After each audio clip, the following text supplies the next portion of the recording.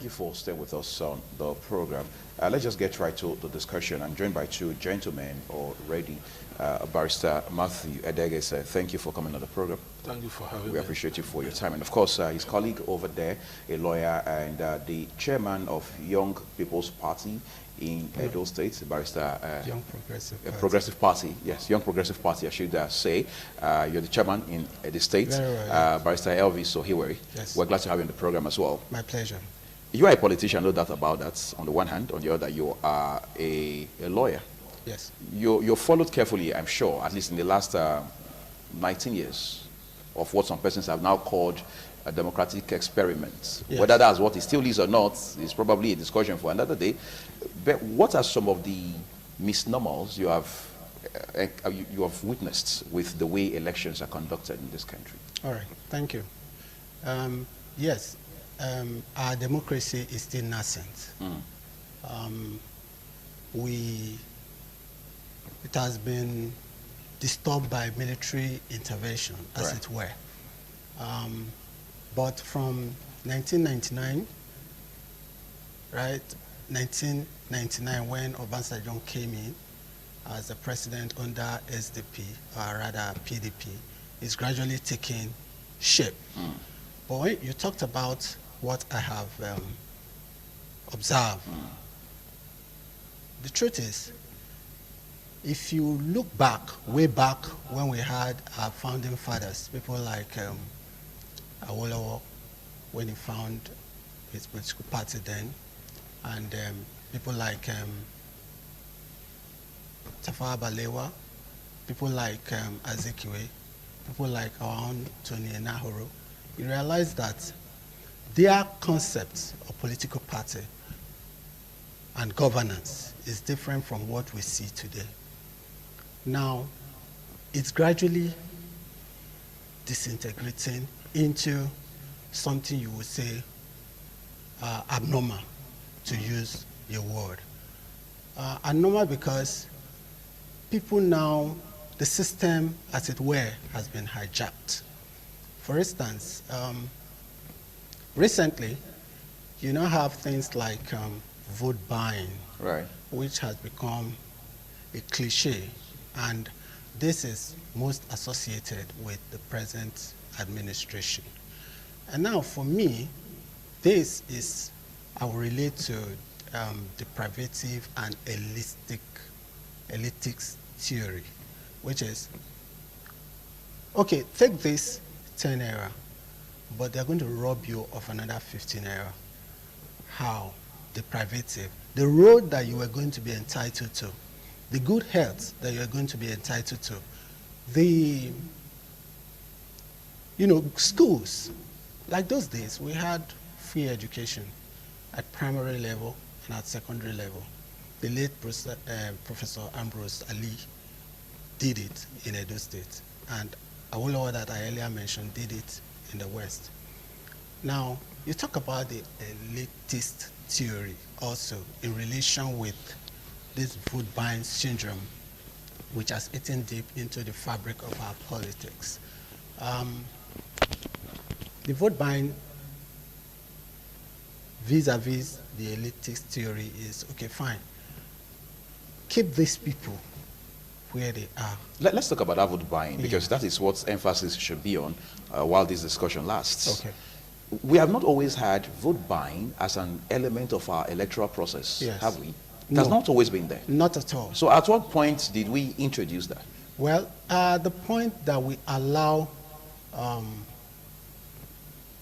for lack of better word, irresponsible leaders to take charge of the political space, while other persons who are supposed to lend their voice and ensure that the right values are heard, decide to stay on the sideline.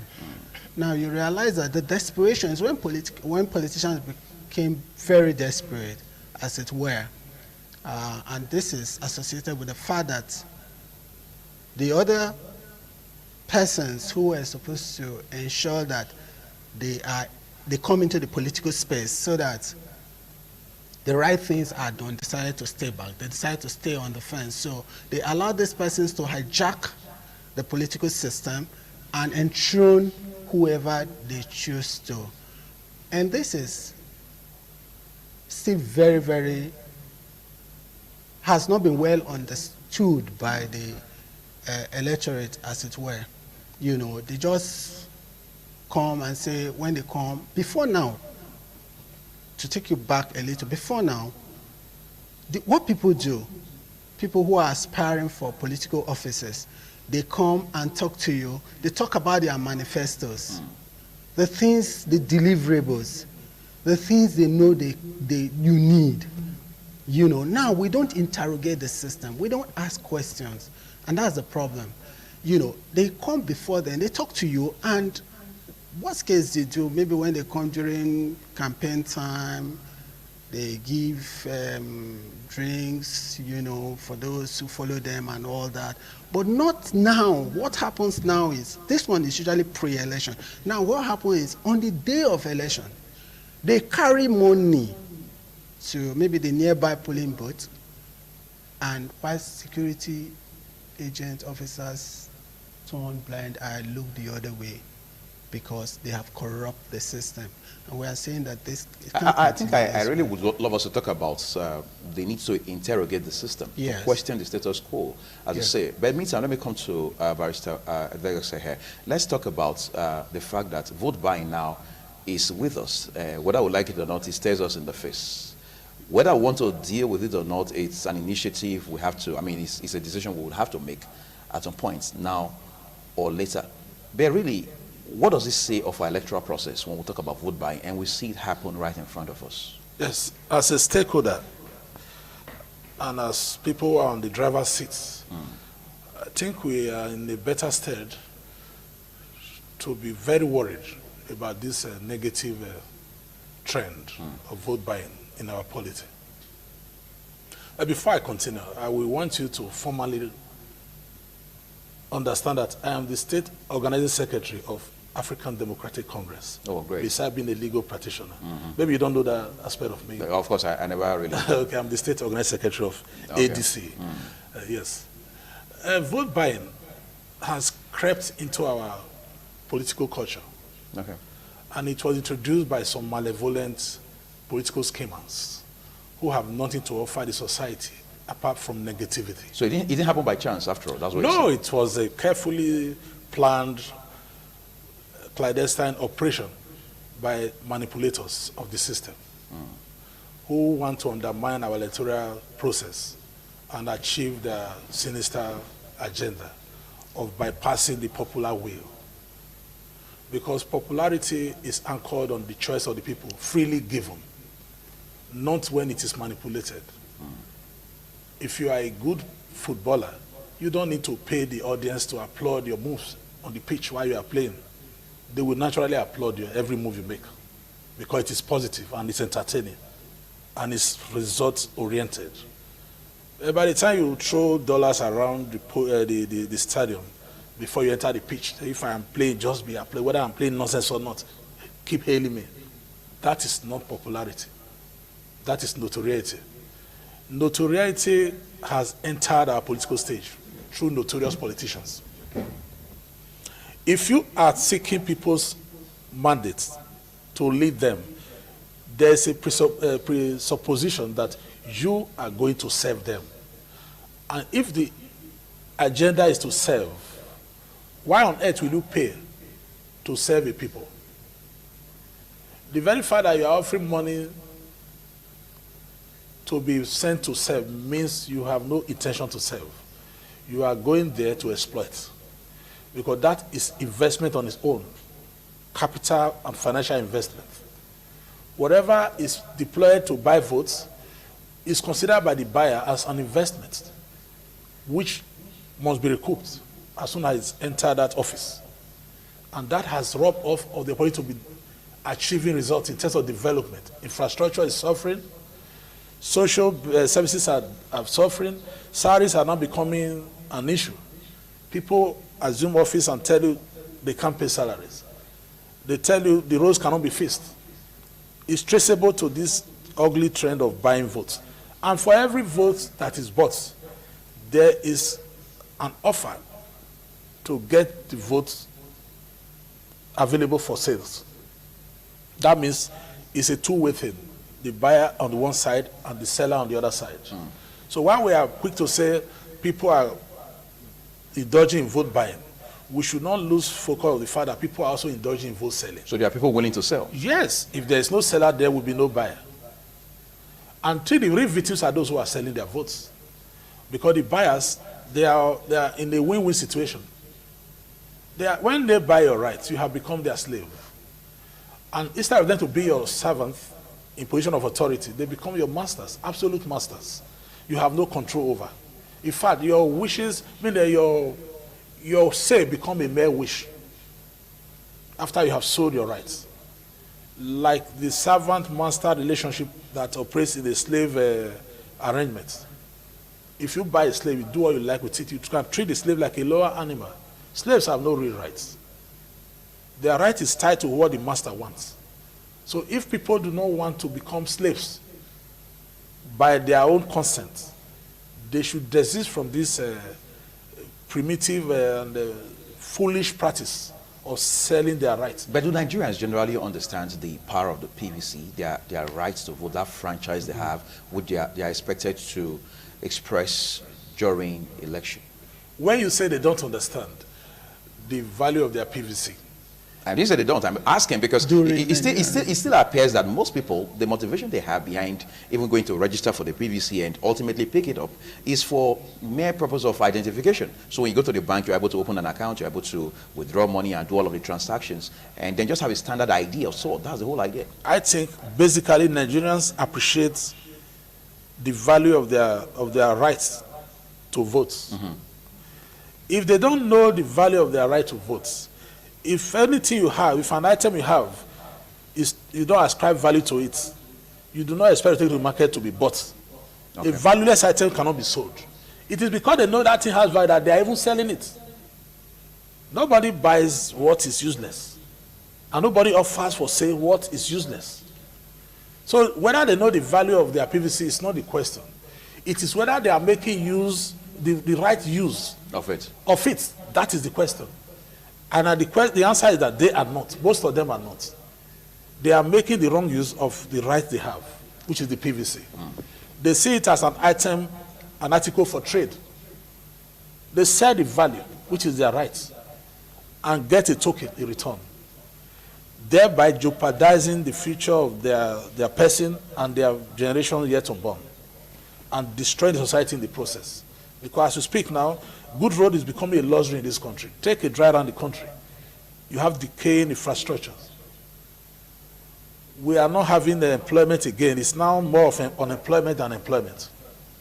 It's traceable to wrong use of your franchise. When you elect the wrong people, traders, political merchants, you should expect to be treated like commodities, article for trade. And that is where the problem lies. The value is known to them. Whether they are making use of the opportunity properly is another question. And I dare say most of us are not using the opportunity to better their future and their fortune. Just a while ago, he talked about how that we're supposed to question the system. Ideally, we should question the system. Again, ideally. Incidentally, it will appear we don't have an ideal situation around here. That's on the one hand. And then you have people who have tried to rationalize the idea behind selling their PVCs before or during elections. One of the reasons will be that there is hardship, economic hardship in the country. Is that enough reason? I'm going to make you react to that in a bit, but is that enough reason to sell your vote? Is that pressure? That reason is illogical. I don't want to use the word stupid. Because if your reason for selling your rights is because you are hungry, I'm a Christian, a Catholic by faith. I think at my very tender age, the most popular story, one of the most told story in the Bible, was that of Jacob and Esau. Right. Who has ever sold his birthright and become prosperous? If the reason why you are selling your rights is because you are hungry now, that hunger has been made permanent by your choice. Because to navigate a way out of poverty, You must overcome the problem. You don't compound it. When you say your right to the person, the people whose agenda is to put you in perpetual penury, what is your faith or hope of getting out of it? Do you get out of a hole by digging deeper? Or by climbing out? Does the man who is hungry have the brain energy to do this analysis you're doing right now? A hungry man is not a foolish man. A hungry man should be an angry man. And when you use your anger positively, you will get out of the situation you are into.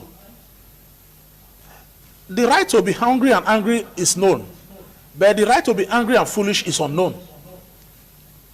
If you are hungry, a system made you hungry, and these are system operators coming to patronize you, shouldn't you use your anger to get back at them and make sure they don't get back to that power where they have the opportunity to hold you hostage?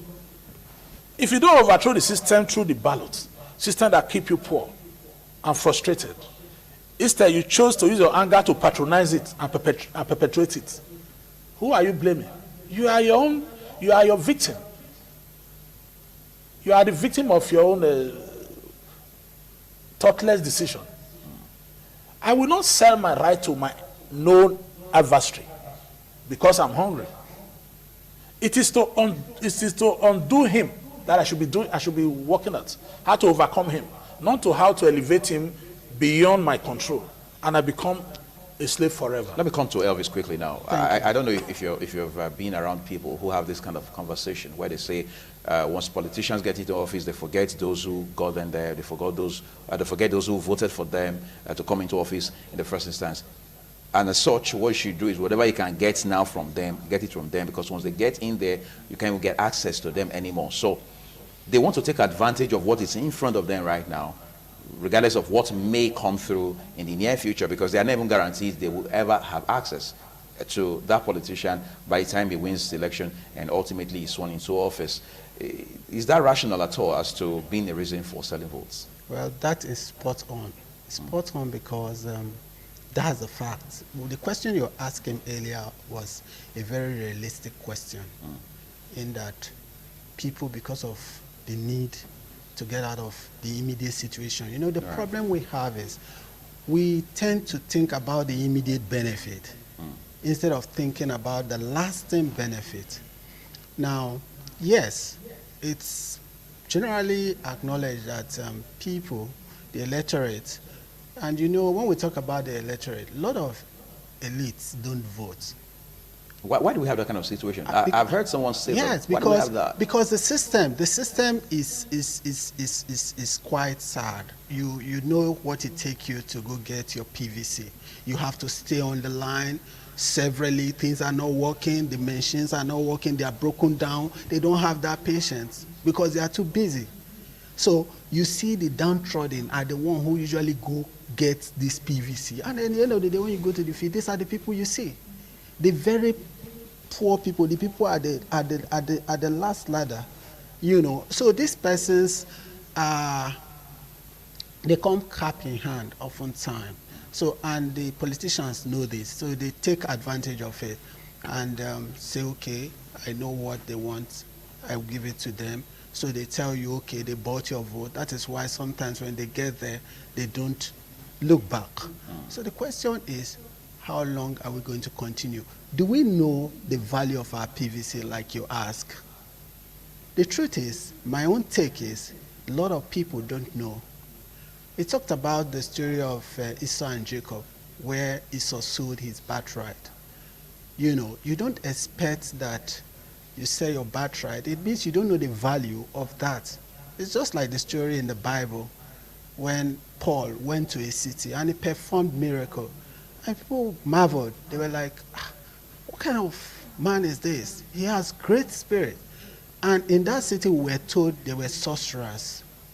Now, it means Paul was coming to take their business from their hands. And they approached Paul. How much will it take for us to get this thing from you? And he said, you think this thing can be bought? Woe betide thee. And he caused them with blindness. That is because he knew the value of what he had. But lots of persons don't know the value of their PVC. That is why it can be bought. Now, as I speak with you, it has taken a new dimension. Let's be factual. And that's what scares a lot of persons too now from going into politics. Because the persons or the people who have the money, they keep this money waiting for this day. And they tell you, per PVC, I give them 5,000 naira. And I asked a question when I met with the REC official recently. And the question I put to them was, what are we doing about not allowing phone into the voting unit? Knowing also that this not allowing our phones into the voting unit, knowing also that this phone, we also use it to monitor elections these days. Also, this same phone is also used, you are also told to use it to snap the ballot paper. You tell us, because they want to be sure. You tell us, you bring it, and they give you money. So I say, how do we balance this? Because you are supposed to be an umpire. What we see oftentimes is when people come to the polling unit, the security men turn blind eye to a lot of these things. So coming back to your question, yes, people say, let's get what we can get now, because once they get there, they don't remember us. But if we really want to interrogate the system, we will get the desired result, if only we are ready. Some countries, I mean, Ghana was way bad some years back, when Ghanaians would come here and do all kinds of jobs. But today, Ghana is doing well. Somebody took the initiative. A people were resolved to change the system. Some persons have even said now Yes. that vote buying is not just about coming to the polling stations and distributing money Yes. To people who you are convinced voted for you or for your candidates. Yes. That it's even happens before the day of election now. Yes. But ultimately, the whole idea is to ensure that they secure votes Yes. for their parties and for their Yes. candidates. Yes. As I speak, Yes. sorry to cut in, as I speak with you, even in my local government, there is this scheme they put up. It has to do with agriculture or something, or collecting sub-loan or something. One of the criteria is that you bring your PVC. For identification. It's not just identification. They will keep it, and they will give you, they said, loan or what, for whatever purpose. Now, before now, you know, they collect this thing even before some areas, but those who didn't have the opportunity to bring it there, maybe at the polling unit on that day, Right. they now say, okay, go and do this and come back and collect your money. The bags of money will just be in a house nearby, and security persons know these things. And you wonder, why do we have security? But we are saying that, like, for now, thank God for the emergence of the new political parties, as you know. Does that change the narrative for the better? Well, it is, and it's going to. Because I don't think we have been this politically conscious. We've not been this as it is now. But whether we're going to get immediate result is a different ballgame altogether. But I want to assume that Nigeria is beginning, and Nigeria and Nigerians are beginning to stamp their authority in electioneering. You know, you have the new emerging political parties. But the question they will tell you, you don't have structure, you don't have the structure. But structure is supposed to be in the mind. What we're supposed to be doing is to be talking about awareness, voter sensitization. Only in the South, for instance, you see this apathy. In the North, they are politically aware. I also took the INEC officials up on the about 400 and something PVCs that they said has not been yet to be unclaimed. 1,000 PVCs yet to be unclaimed. It has not been claimed. And I said, in the North, from what we see, what we read, is that some of these PVCs are given to traditional rulers to distribute to their wards. Is INEC thinking of something in that direction? They say no. It's okay. But it happens in the night. Is that a smart way to distribute PVCs? I wouldn't know. It's for the players and the actors. Now, but in the North, it happens. He said, does it make it right? I said, fine. Then you as well shouldn't accept that what is good for the goose is good for the ganders. These things, they are using it to outsmart other regions. Because who would have thought it's called permanent voter card. Yes. All right. So it's supposed to be the voter who comes to pick it up in person, having gone through, of course, all of the processes required for you to obtain one. Yes. But going forward now, let's see. You made allusion in passing now to the fact that Nigerians understand once politicians get into office, there are slim chances they ever will get to see them again to talk about constituency issues, for instance. Yes. So they want to quickly grab whatever it is they can now. Yes. That's obviously suggests that we are not futuristic about issues as long as, as far as national development is concerned. Yes. Is that a culture we need to live with? No, not at all. It's not a way to go. We weren't like this before now. Certain actors came to the system and decided to introduce all of this. I call it the elitist theory. And it's working, isn't it? It's working. Keep them where they are.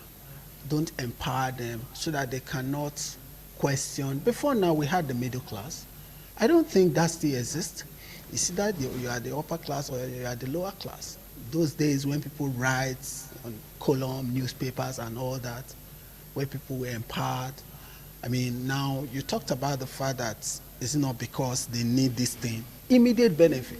A man who is dying, who has not eaten since yesterday, and you tell him you're going to give him 4,000. These are deliberate acts. They know that if you have something, talking about empowerment, skill acquisition, you have something you are doing.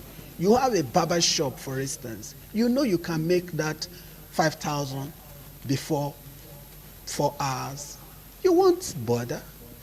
But when you know that, you don't know where the next meal is going to come from. For some persons, they prefer to do it. And these are deliberate acts by the elites. Okay, we're going to talk about the elites, issue. Hopefully, if time permits us. Let's talk about the fact that we blame politicians a lot for everything in this country. But some persons have also turned the search lamp now to INEC. They're saying INEC should do something about vote buying. Somewhere over the top of my head, I'm wondering, what exactly should INEC be doing to nip this worrisome phenomena in the board? When we talk about vote buying, I think we settle for the very narrow definition of the term vote buying. Vote buying is larger than we are defining it. Vote buying is not restricted to the average voter accepting money in exchange for his or her votes. There's a bigger vote buying. And when they say it is because people are hungry or they have been rendered poor by the system operators, so they are vulnerable. When you have the vulnerable, in quotes, I do not think they are vulnerable, except they decide to make themselves so. Because they have the options to get back at their real enemy who has impoverished them, or to keep patronizing them and remain poor forever, and even transmit that poverty to their next of kin, or liberate themselves and their next of kin. The bigger picture of vote buying is at the level of picking people to be party flag bearers. We are overlooking that major aspect of it, which is the foundation of vote buying, where delegates are bought. Most of these delegates are not poor people.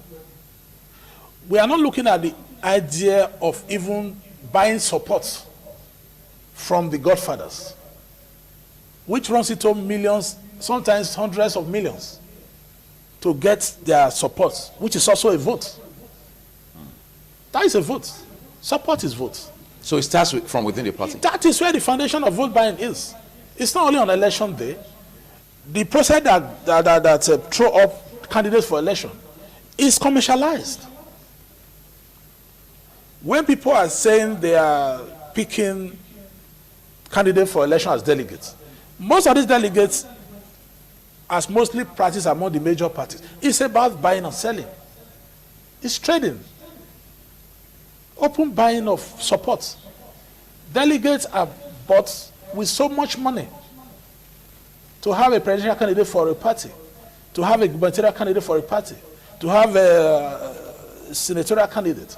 All these are all robust aspects of the phenomenon of vote buying. So we should not restrict it to one peasant going to sell the votes. We should also look at the big man up there who will be expecting loads of money to support a candidate. That one is also guilty of the offense of vote buying. So let's look at how parties are structured. Incidentally, political parties to a large extent are self-regulated. So how do we deal with the troubles we have internally in political parties? Because just a few weeks ago, we were talking on this platform, and my guests all agree that if we don't get it right within the party, it will be hypocritical to say we want to fix our country. So how do we begin to get it right from that foundation of partisanship, from within the political parties themselves, and then before we begin to carve a future forward? That is the serpent that is laying the evil egg, that is invading every other aspect of our electoral process. I've just touched the foundation of it. Right. It starts from there. The man who bought his way to become a candidate is already commercially minded. He has a very beautiful, a clear idea of how to get to power by buying his way to the top. So you don't buy your way to become a candidate and be expected not to buy your votes to become the winner of the election. You cannot be corrupt halfway and be incorruptible midway. That's not possible. It's not possible. A serpent will only give birth to a serpent. If you are corrupted from stage one, the tendency that you'll be more corrupt as you progress is very obvious. So INEC themselves are not free of this infection of commercialization of power. But they're not the ones telling Nigerians to sell their votes. Who told you INEC officials are not guilty of collecting money to subvert the process? We have issues, and this is where there's collusion. Collusion of officials is part of the entire trade. We saw in Osun State the other time where an INEC official was paraded, uttering figures. Is there no vote buying too? With officials who are going to be umpire indulging in the whole racketeering. So it's not tied to voters. But again, I think we understand that the commission has come hard on such officials and making efforts to fish. Coming hard does not erase the fact that there was an involvement and collusion by those who are supposed to ensure the process is credible. Midwife it. Or if you catch a policeman in a robbery operation and the policeman involved is dealt with by the police organization, doesn't stop the fact that the man who is supposed to protect the people and promote the law is caught breaking the law. You cannot erase that. Right.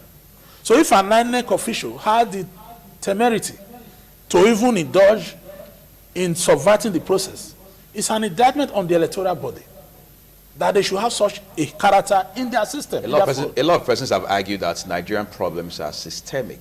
Yes. You want to walk us through that? Yeah. Yes, that's what I've just told you now. That is not tied to the people outside, the players. Even the umpire is roped into the whole mud. Why will there be such incident at all? It can't happen in the Western world, where the umpire becomes not only biased, but obviously and overtly partisan and negatively partisan. We are saying INEC should check vote buying. Has INEC checked itself or purged itself of this whole getting benefit to do their lawful duty? Has the police, the security agencies, DSS and all of them sent to monitor election, have they purged themselves of this tendency to partake in this fetal transaction? Are you not aware that in Osun State, there were reports that foreign observers were even driven away by the security agents? To what end? To pave way for subversion of the process. Voters were turned away and beaten up. Talks were working in collaboration with the security operatives. So how do you limit the definition of vote buying to voters and the voted? What about other key players in the system? security agents, the INEC. So it's a very robust embarrassment. How do we get it right from the party level? Let's begin from there. That's foundational, obviously. I have just told you that the party is not free. So how do we correct that? The best way is for people to get involved in politics from the very beginning, not at the end.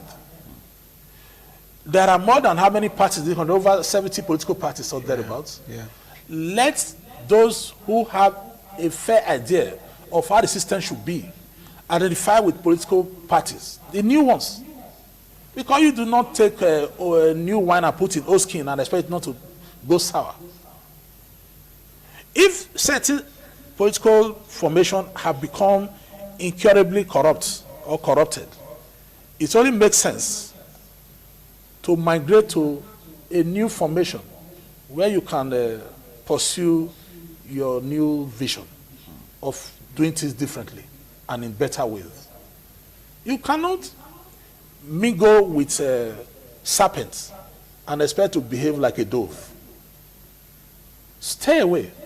Don't do that trash of if you can't beat them, you join them. If you join them, you become like them. If you can't beat them, stay away from them. Stand against them. That is the way to go. Let me talk to you now, Elvis. Now we have new political parties springing up. He has just mentioned some of them. I mean, mentioned that in passing. Yeah.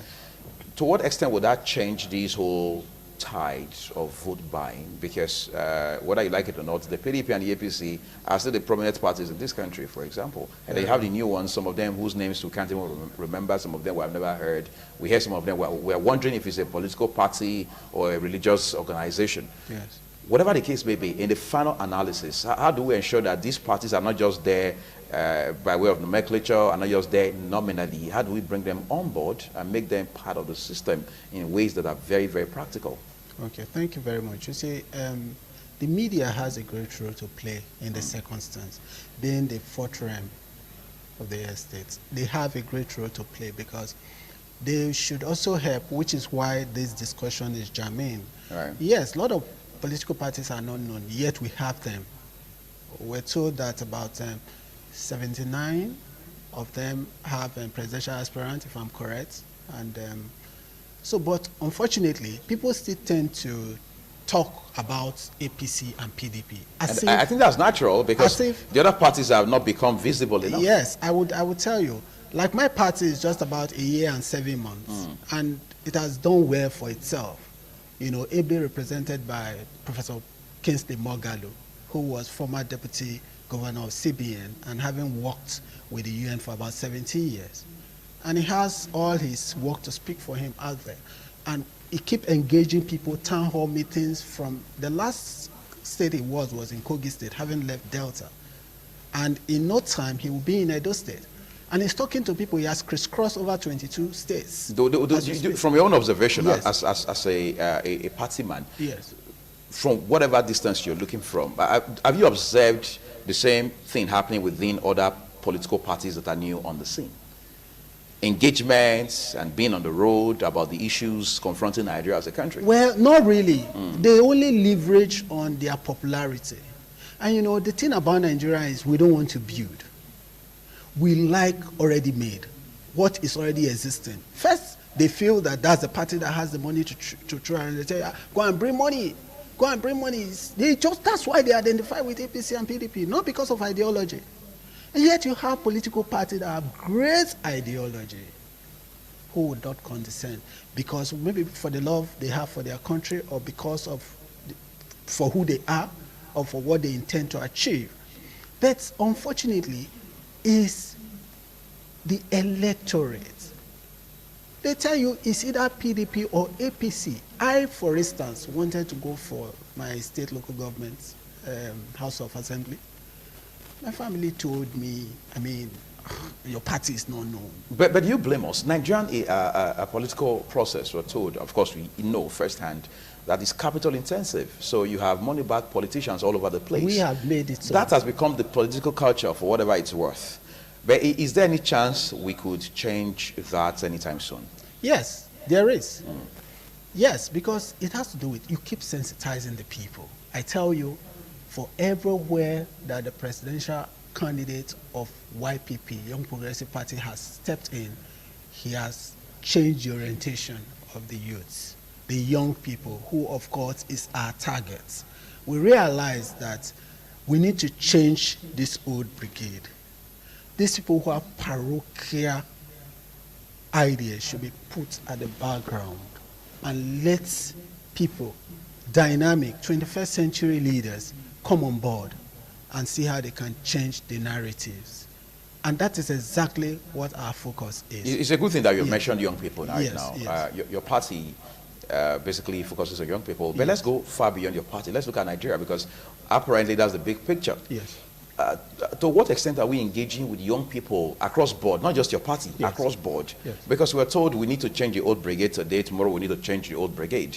And we keep changing the old brigade. How do we ensure we carry young people along? Not just because we want to carry them along, but because they've been able to develop and expand capacity enough to provide leadership. Because ultimately, take it or leave it, those in political offices, whether they are elected or appointed, would have demand placed on them to provide leadership. So they're not just going to be there as nominal political figures or Yes. heads or whatever it is. They will be demanded to provide leadership. Do young people overall across this country, have they been able to prove that they have the capacity to provide the desperately needed leadership in this country right now? Well, yes, I would say. He said something a while ago. He talked about that at the beginning, everyone must endeavor to participate Okay. in the system, leading to, election afterwards. But the thing is, they do have, but the question is this, there's this falsehood that is usually being promoted, that, oh, your vote will not count. Even if you come and vote, it will not count. Who told you? Who told you that your vote will not count? If in this area, for instance, and we say, okay, yes, we want to exercise this franchise, which is an obligation we owe our country. We want to exercise it. We come out and speak with our PVC. Who says it will not count? They will tell you, no, you don't waste your time. I've spoken to a lot of persons who have this voter apathy. And my take is this. I realize that even in the north, it's not much of that. They come and they make their voice heard at the polling booth, and they tell you that they have the numbers. Well, in real sense, is it true? For me, it's landmarks. But we have the numbers. But the thing is, not many persons in this climate, in the south, who want to, take all the pain first, get his PVC, and ensure that he goes to the field and exercises his vote. Let's talk about 2019. Okay, I want us to talk about 2019 because that's just a matter of weeks away if you put it all together. Very well. And there's no better time to have this kind of conversation than now about this vote buying wahala, as I would love to put it. But basically, let's look at how the narrative affects the 2019 election. Because not too long ago, Barrister Edegese here was talking about how that politicians, the schemers, they're somewhere, they're scheming. Of course, they have a plan, they have an agenda to be carried out. But basically, how do we see that changing for the better or for the worse as we get into the 2019 general election? Yes, it's still a process, even though it's a matter of weeks, months, 4 months precisely away. With this emerging political party, I guess somewhere along the line, there probably will be 1 or 2 compromises. Yes, they mooted the idea some time ago through presidential aspirant coming together, PAC, which eventually led to some, what I would call not transparent. It was transparent eventually, and some persons pulled out. But then, as time goes by, with all this sensitization that is ongoing, yes, the awareness will be created, and you'll be surprised. There could just be a surprise. There could be a surprise, because the thing is, yes, people are being engaged on daily basis on social media. Yes, not many persons, like I said, those who really even exercise their vote, Right. who go to the field to vote, most of them are not on social media, but these things are being done on a daily basis, plus the engagements that, the town hall meetings that is being done by the presidential aspirant of YPP, a presidential candidate of YPP. So these things are all processed, and with time, we hope we'll get our acts together. Let me come to Barrister Deggerson. Now, let's talk about 2019 and this discussion we're having now. What do you see, looking at all of the indices you have available to you? It's what you put into the pot of soup that will come out at the final stage. Right. 2019 will not produce a result that is not worked twice. It's not a magic year. It is a year of decision by Nigerians, whether they want to remain where they are or whether they want to navigate out of their predicament. And that is a conscious act. Effort must be made consciously by the people of Nigeria to reshape their destiny. 2019 is not a year of mere hope and prophecy. It's a year of decision. And that is the year Nigeria will decide their franchise again after the one they did last 2015? 2015. Either to dig deeper in the pits that they obviously are now, or to climb out of it. The choice will be for the Nigerian electorates to make. And I am saying as a stakeholder that with the awareness Nigerians have now politically, right, and the high level of consciousness, I do not expect them to go into 2019 as ignorant actors. I expect them to make a choice from among the candidates available for elected positions, especially the presidential candidates, not restricted to presidency, the House of Assembly, the Senate, the House of Rep, all the elective offices, to make choice that they won't regret. If the majority of Nigerians have not learned lessons by now, then they will never learn again. 2019, I see, if the process is credible, there will be a major political turnaround from the old ways of doing things to a brand new way that will usher in a new order into the system. But we are sounding a note of warning to those who still want to sell their votes that they are going to be victim of their own action. They are not doing anybody any disservice by themselves, because we are all in it. If there are no roads anymore, if our motorway becomes bush paths, we all wallowing in the jungle together. If that is their wish, I do not think even an enemy will wish them less. I expect Nigerians to wake up, do a total and thorough evaluation of where we are coming from, where we are now, where we hope to be.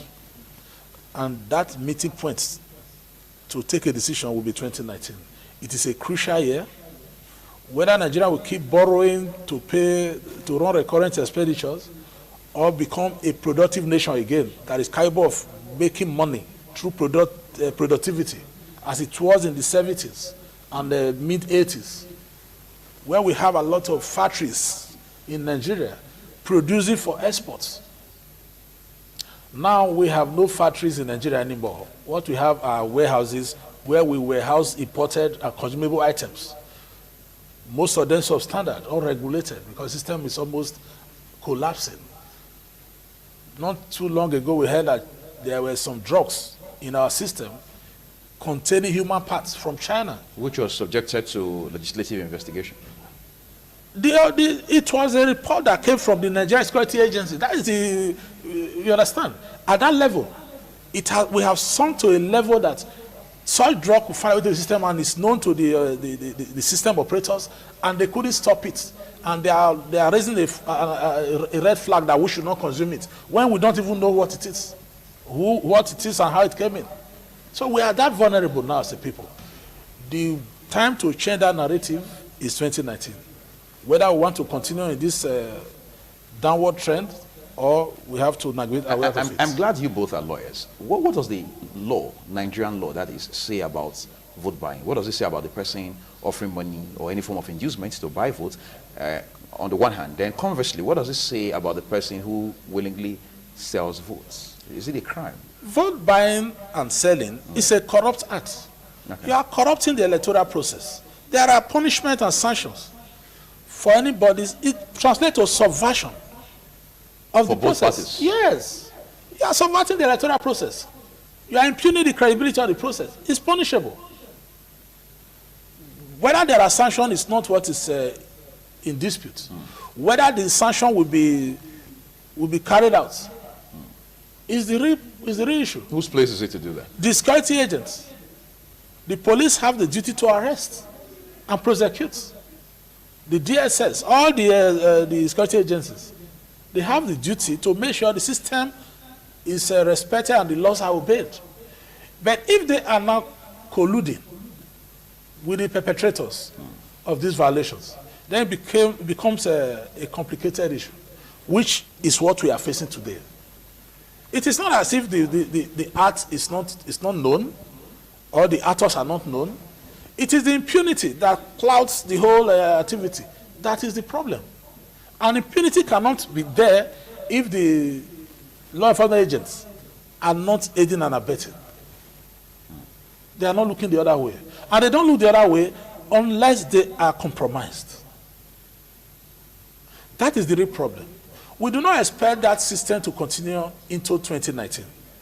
If it does, it's going to be a major challenge. Some persons have said that one way to check, I mean, there are many ways they say, but one of them will be to take advantage of technology, social media, smartphones, to report incidences of vote buying. What's your take? That amounts to begging the question. I've just told you that if there is collusion and connivance, will your cell phone make arrest? It's for you to provide evidence that will lead to arrest and prosecution. If the man who is supposed to make the arrest is part of the whole racket, and he tells you, well, we know it is happening, we can't do anything, or they decide to even make you a scapegoat, they turn against you because if... For reporting. Yes. Yes. So the issue is not whether the laws are there. It is the enforcement. People went into the floor of National Assembly, broad daylight, robbed the maze. I don't want to use the word take. Robbed the maze. And walk away freely. And if you've ever been to the National Assembly complex, the 3-arm zone, you should know that that is where the security architecture in this country are domiciled. How on earth will a group of persons, not a foreign army of invasion, get access to the National Assembly floor, Senate for that matter, took away the maze, unchallenged? So that is collusion, that is compromise, that is breach, deliberately done by those who are supposed to secure and protect the system. So this is the predicament of our nation. That is what we should look at. Let's also look at other issues, Barrister Oiweri. I mean, 2019 is the reason we're having this kind of conversation, just to ensure that we don't have a repeat of what we had seen in the recent past. From your assessment, what are some things you've actually tried to wrap your head around, and you say, if we do these one or two things, we'll get it right? I mean, being able to deal with vote buying as an ugly phenomenon. Okay. It goes back to the institutions. For me, INEC has a pivotal role. But sorry, vote buying is not an institutional problem yet, is it? Well, I will tell you why I say so. INEC plays a pivotal role, being an umpire in the circumstance. If you look at the way it is, INEC, the police who will come to the polling units on that day, oftentimes are answerable to INEC, from what I've seen. Now, is that the ideal situation? That's not supposed to be the ideal situation. But you realize that there are some complacency, between INEC and the security agent, because they are supposed to come and protect the electoral officers. The system, the process, not the officers. And the process. Ensure that the whole thing are done credibly.